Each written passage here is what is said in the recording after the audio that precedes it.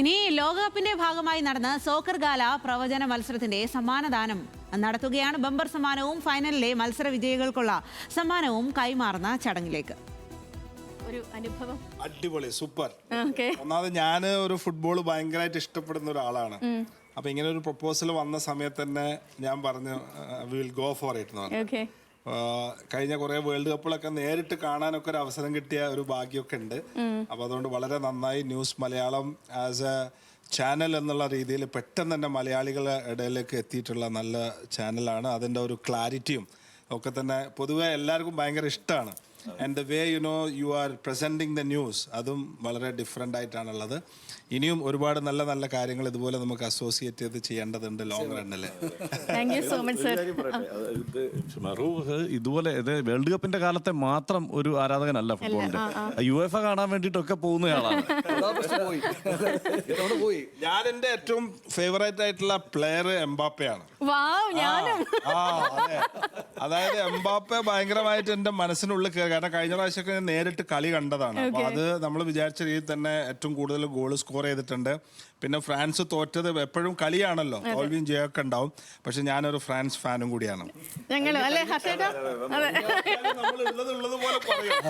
കഴിഞ്ഞ 4 ലോകകപ്പ് നേരിട്ട് പോയിട്ട് കണ്ട ആളാണ്. 4 ശരി. അപ്പം നമുക്ക് ഒരു മാർക്കറ്റിംഗ് ടീം, ഒരു ശക്തമായ മാർക്കറ്റിംഗ് ടീം ഇവരുണ്ട്. അവരില്ലാതെ ഈ പരിപാടി ഒരു കാരണവശാലും നടക്കില്ല. അപ്പോൾ അതുകൊണ്ട് തന്നെ ഞങ്ങളുടെ പ്രിയപ്പെട്ട മാർക്കറ്റിംഗ് ഹെഡ് ശ്രീ അരുൺ നായർ, അതേപോലെ കേരള ഇവന്റ് ഹെഡായ M രഞ്ജിത്ത് എന്നിവരെയും ഞാൻ ഈ വേളയിലേക്ക് സ്വാഗതം ചെയ്യുന്നു. ഹായ്, എങ്ങനെ ഉണ്ടായിരുന്നു നമ്മുടെ ഒരു ഇവന്റ്? പറഞ്ഞപ്പോൾ തന്നെ സാറ് ഓക്കെ എന്ന് പറഞ്ഞ ഒരു ഇതാണ്. സാറ് ഒരു ഫുട്ബോൾ ഫാൻ ആയതുകൊണ്ട് ഒരു ഇതും തന്നില്ല. അപ്പൊ തന്നെ സാർ ഓക്കെ. അതെ, അപ്പൊ ഇത് നമുക്കൊരു ഓപ്പർച്യൂണിറ്റിയാണ്. അടുത്ത ഒരു ഗംഭീര പരിപാടിക്ക് സാർ എന്തായാലും സ്പോൺസറായി എന്നുള്ളത്.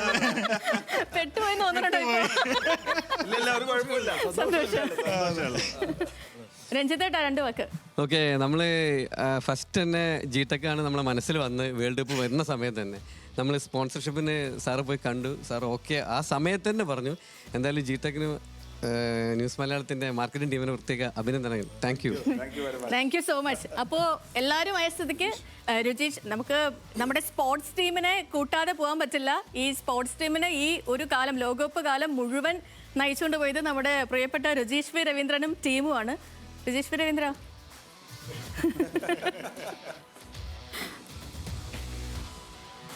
Hi, congrats.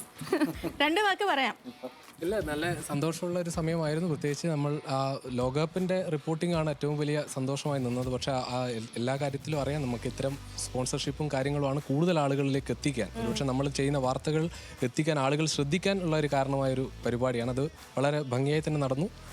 നമ്മൾ ഈ പറഞ്ഞ വേൾഡ് കപ്പ് മുഴുവൻ നമുക്കറിയുന്ന പോലെ മത്സരമൊക്കെ പുലർച്ചെയൊക്കെ നടന്ന മത്സരം കഴിയണം. അത് കഴിഞ്ഞ് ഇത്രയും കാര്യങ്ങൾ സോർട്ട് ചെയ്യണം, അത് ഒരാളിലേക്ക് എത്തണം, അത് 6:30 തന്നെ ഷൂട്ട് ചെയ്യണം. ശ്രമകരമായ പരിപാടിയായിരുന്നു. നമ്മുടെ സിയ സൂസന്റെ നേതൃത്വത്തിലൊരു ടീം ഉണ്ടായിരുന്നു. അത് വളരെ ഭംഗിയായി അവരത് ചെയ്തു. അത് നമ്മുടെ ഇന്റേൺഷിപ്പ് കുട്ടികളൊക്കെ സഹായിച്ചത്, ഇവിടെ തന്നെയുള്ള അഡ്മിനിലെ ചില ആളുകളൊക്കെ സഹായിച്ചത് നല്ല രീതിയിൽ തന്നെ ചെയ്തു. നമ്മൾക്ക് ഓരോ ദിവസവും പല ആളുകൾക്കും, ഈ അയക്കുന്ന ആളുകൾക്ക് പല പരാതികൾ ഉണ്ടാകും. കാരണം നിങ്ങളുടെ സമയം 9 മണിക്ക് മുൻപ് അയക്കണം, അങ്ങനെ തുടങ്ങിയ ക്രൈറ്റീരിയകളൊക്കെ ഉണ്ട്.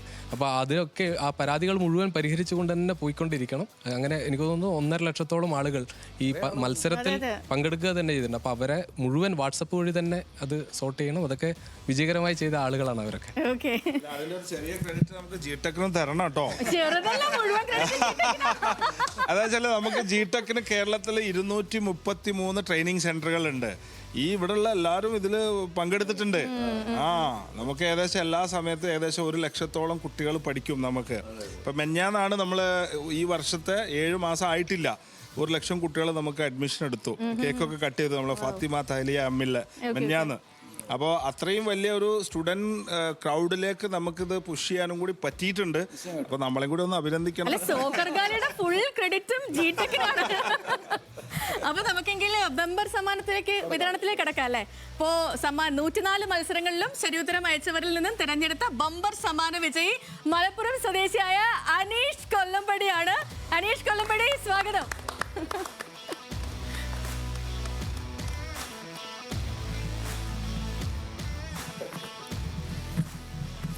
ഹായ്, സന്തോഷമായിരിക്കും. ഒരുപാട് സന്തോഷമുണ്ട്. ഇത്ര ഈ വേദിയിൽ നിൽക്കാൻ കഴിയാന്ന് പറയുമ്പോൾ വല്ലാത്ത സന്തോഷമാണ്, അഭിമാന നിമിഷമാണ്. ഒരിക്കലും പ്രതീക്ഷിച്ചിട്ടില്ല അങ്ങനെ ഒരു പ്രവചന മത്സരത്തിൽ വിന്നറാവും എന്നുള്ളത്. വളരെ സന്തോഷം. അന്ന് ആ വിജയ് ഞാനാ ഫോൺ വിളിച്ച് പറഞ്ഞേ, മനസ്സിലായിരുന്നോ? തീർച്ചയായിട്ടും അടിച്ചു മോനെ അവര് ഇങ്ങനെ ഒരു കാളിയൊന്നും നിന്നിട്ടുണ്ട്, ഒരിക്കലും മറക്കൂല. എനിവേസ് ഒരിക്കൽ കൂടി അഭിനന്ദനങ്ങൾ. Thank you. ഓക്കെ, അപ്പം തീർച്ചയായിട്ടും മലപ്പുറത്തിന്റെ ഈറ്റില്ലാത്തല്ല വരുന്നത്. ഫുട്ബോളിന്റെ പ്രത്യേകം പറയേണ്ട ആവശ്യമില്ലല്ലോ. മലപ്പുറം ചേട്ടാ വീട്ടിലാരൊക്കെ ഉണ്ട്?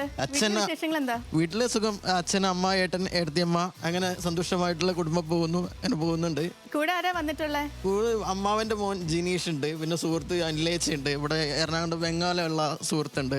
ഓക്കെ, ശരി. അപ്പൊ നമുക്ക് എന്നാ ഇഷ്ടപ്പെട്ട ടീം ഏതാ? ഞാൻ അർജന്റീനയാണ്.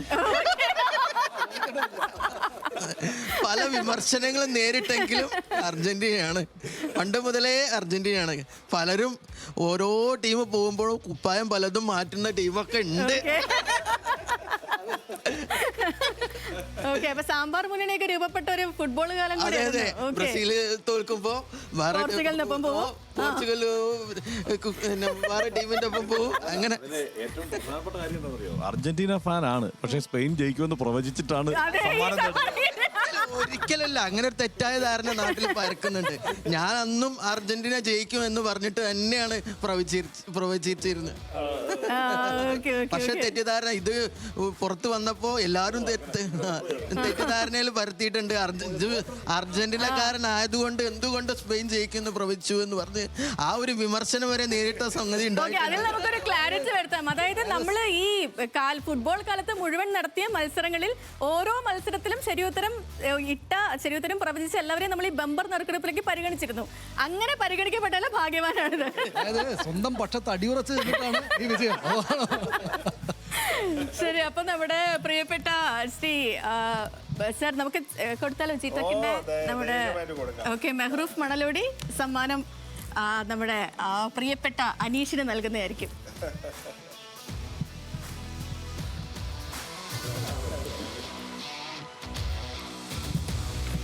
വാവ്,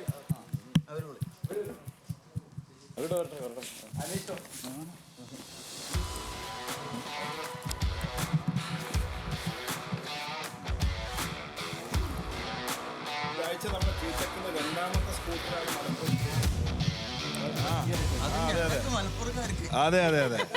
ഇപ്പൊ നമ്മള് മിഞ്ഞാന്നൊരു ഇതുപോലെ ലക്കി ഡ്രോ എടുത്ത് അത് വളാഞ്ചേരിയുള്ള ഒരാൾക്കാണ് അത് കിട്ടിയിട്ടുള്ളത്. ഭാഗ്യം മുഴുവൻ മലപ്പുറത്താണുള്ളത്. ഓക്കെ, അപ്പം നമ്മുടെ ബമ്പർ വിജയി അനീഷ് കൊല്ലമ്പടി അഭിനന്ദനങ്ങൾ, കൺഗ്രാറ്റുലേഷൻസ്. ജിടെക് നൽകുന്ന TVS ജൂപ്പിറ്റർ സ്കൂട്ടറാണ് ബമ്പർ സമ്മാനമായിട്ട് പ്രിയപ്പെട്ട അനീഷിന്.